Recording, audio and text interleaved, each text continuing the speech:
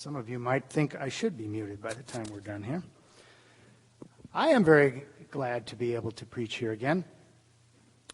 For this week, I had a rich set of lectionary readings to choose from. The one I didn't use was the story of David and Bathsheba, which has all the pieces of a juicy made-for-reality TV drama. David's lust and seduction of Bathsheba. David's scheme to bring hubby Uriah back from war to sleep with Bathsheba to cover up David's crime. And after that fails, David sends the ever-faithful Uriah to certain death in battle.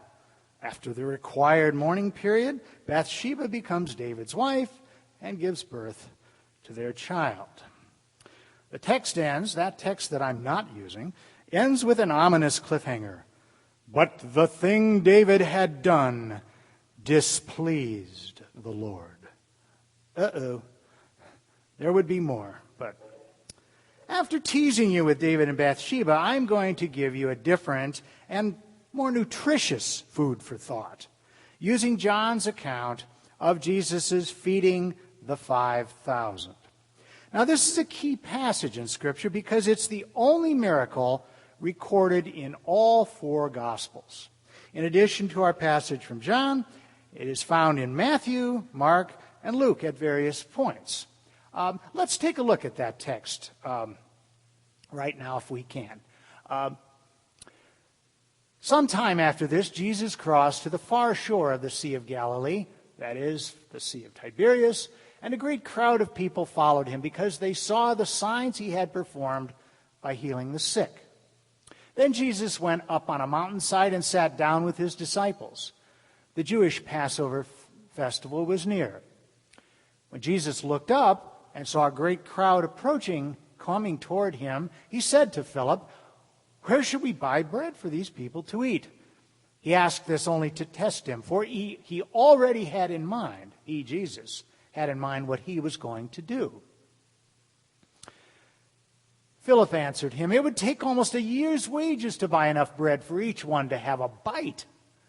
Another of his disciples, Andrew, Simon Peter's brother, spoke up. "Well, here's a boy with 5 small barley loaves and 2 small fish.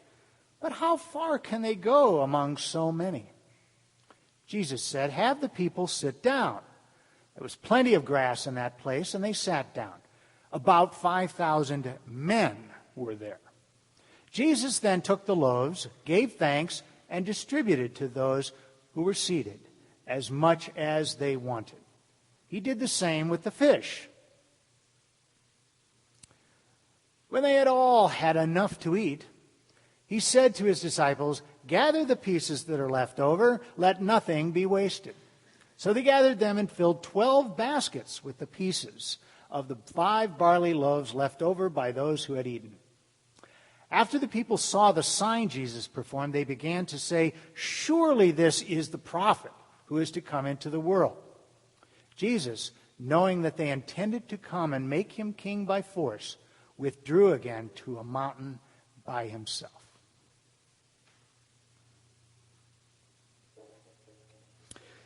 Now, Jesus walking on the water is another miracle that occurs in John immediately after this text, and it was part of the reading for today, but we have enough to deal with here, so I'm going to save that miracle for another day, one today. All right, let's set the scene.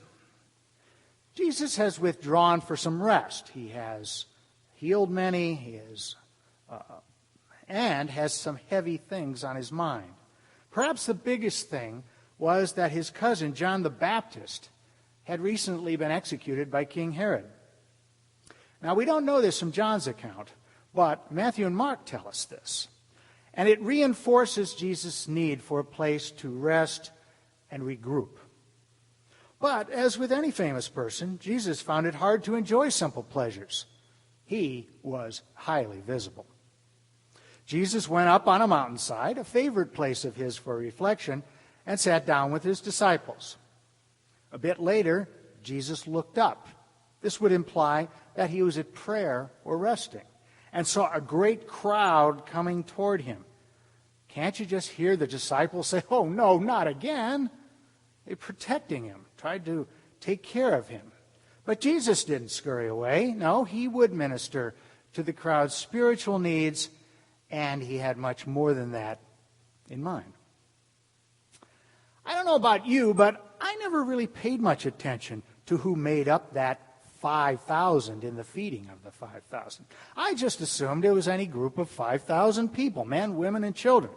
But our closer reading reveals that the around 5,000 referred to were solely men.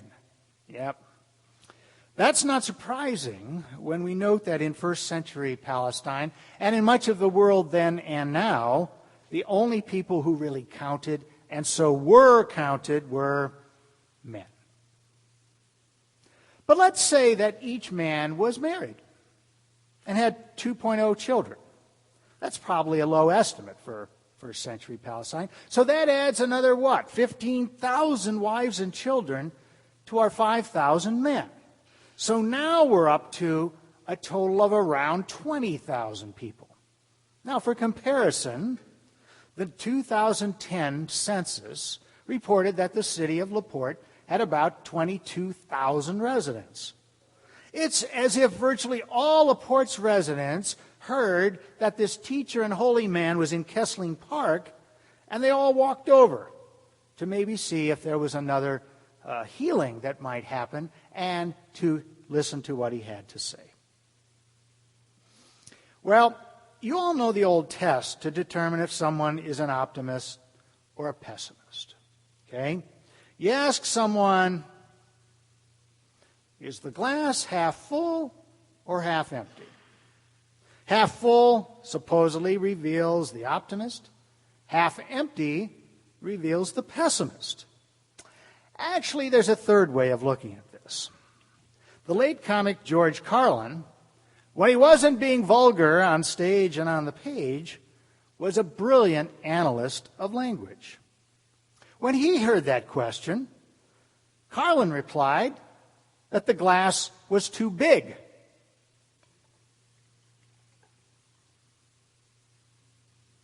Right? So suddenly the problem goes away when we reframe the situation. Okay? You didn't think I could use George Carlin in a sermon, did you? Yeah. Thank you. I'm not sure what kind of mentality that reflects, except the idea that we all need to think outside the box, or maybe the glass. Management guru Stephen Covey coined the term abundance mentality, or mindset, in his hugely popular book, The 7 Habits of Highly Effective People. Perhaps you've seen it, read it, or heard about it. For Covey, an abundance mentality exists when a person believes there are enough resources and successes to share with others.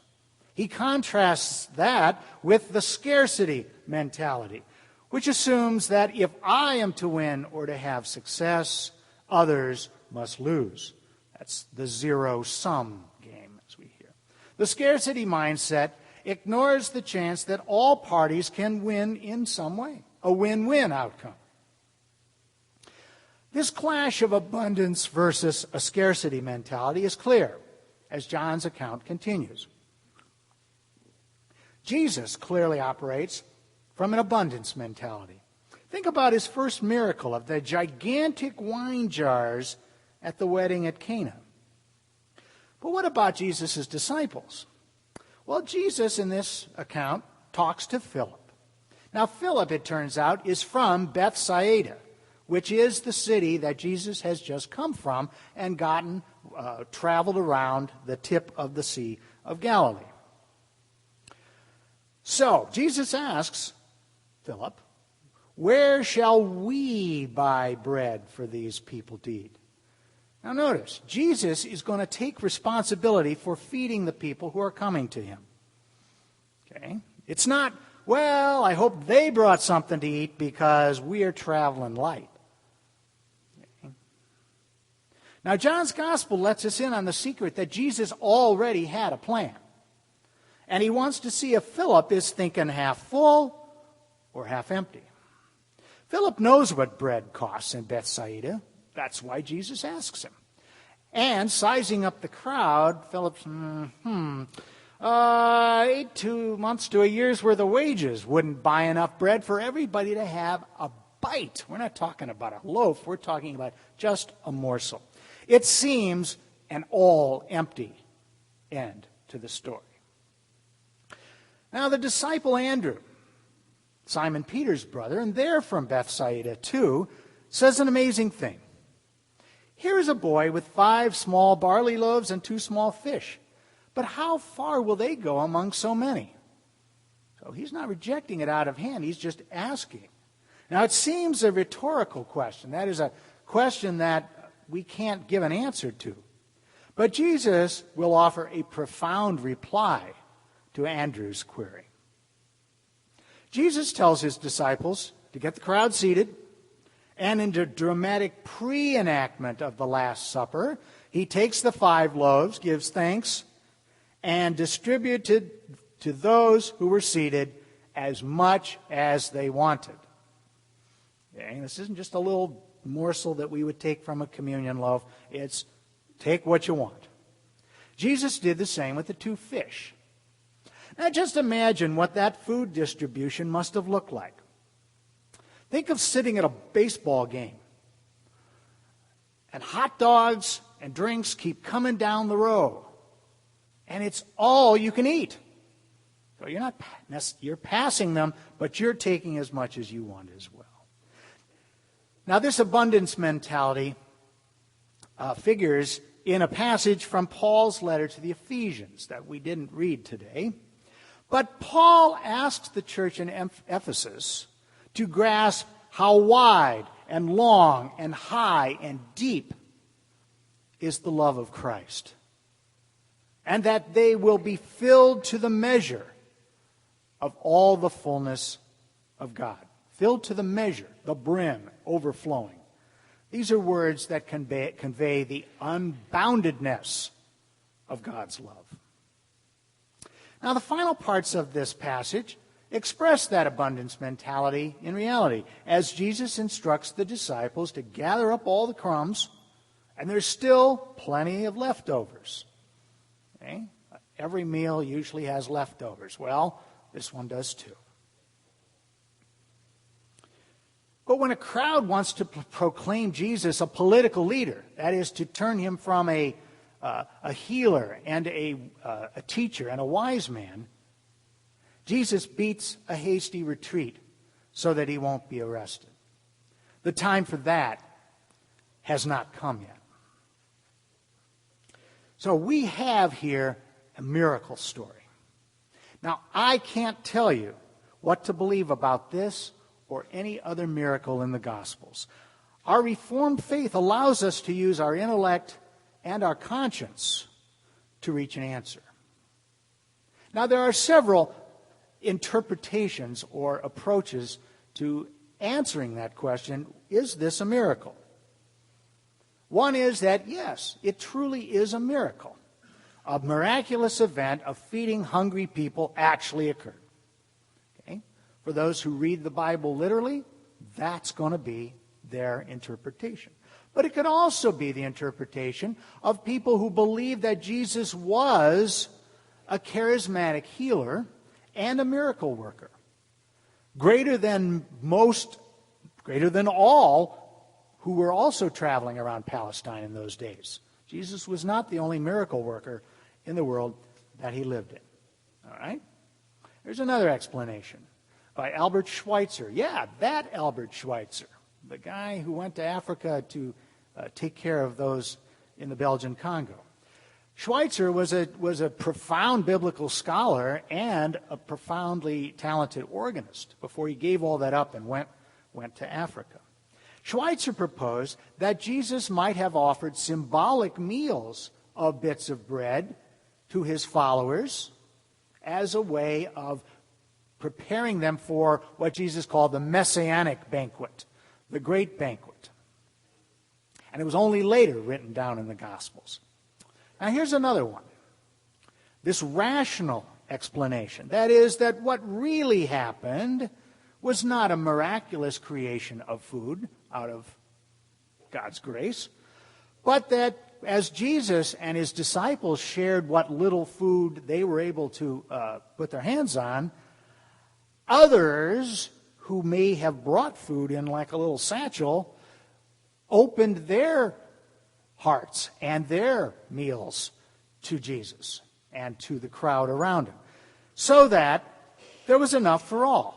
Now, if you know your children's literature, you know this sounds a little bit like that book, Stone Soup, right? Stone Soup is where the soldier comes to the town and he wants to make a meal. But the villagers are afraid of the soldier taking all their food, so they, oh, no, we have no food. And then the soldier starts by putting the stone in the pot. Well, then after a while, somebody finds some carrots, and somebody finds a few potatoes, and somebody finds this or that. So that by the end of that story, Stone Soup, there is a simmering pot full of stuff for everybody. Okay? So that's a possible one. Another final one, just to have food for thought, is that it symbolically represents Christ's entire life and ministry. And with the overtones of the Eucharist, that is Holy Communion, that would bring forth the new kingdom, the new covenant in my body and my blood. Well, you guys go on now. No matter how you personally interpret feeding the multitude, as it is often called, I invite you all to take place in an enactment. Okay? We're going to have participation here. I have 5 baskets of Pepperidge Farm goldfish. Yes, that's the best I could do. All right? And we're going to send those 5 baskets to various of you who are seated in your groups. Okay? Feel free to take as many as you want. All right? And if you happen to run out, if somebody's really hungry, we will replenish it with more. Okay? Question? It's coming. The basket's being passed, right? We can't all eat at the same time, but we're going to pass the basket. So feel free to get up, find somebody else in your area. All right? And as we do this, I invite you to listen to a song. It's called Pass It On. You may have heard this song. It was written by a man named Kurt Kaiser way back in 1969. So if it feels a little 60s to you, well, it is. It's authentic. It's considered one of the earliest contemporary Christian songs. I learned it at Bible camp around that time, and I believe it still expresses the collective experience of joining together in God's love. Please sing along if you know the words.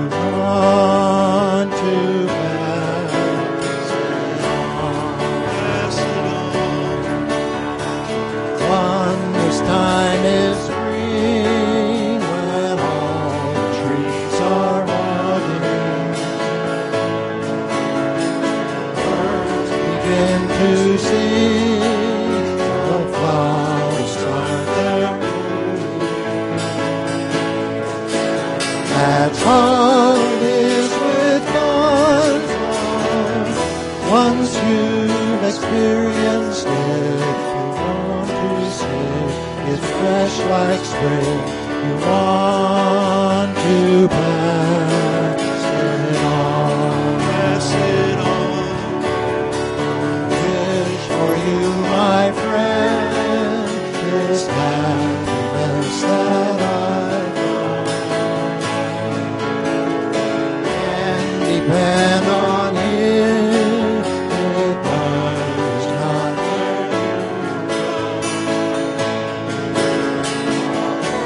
shouted from the mountain top. I want the world to know you, Son of God, has come to me. I want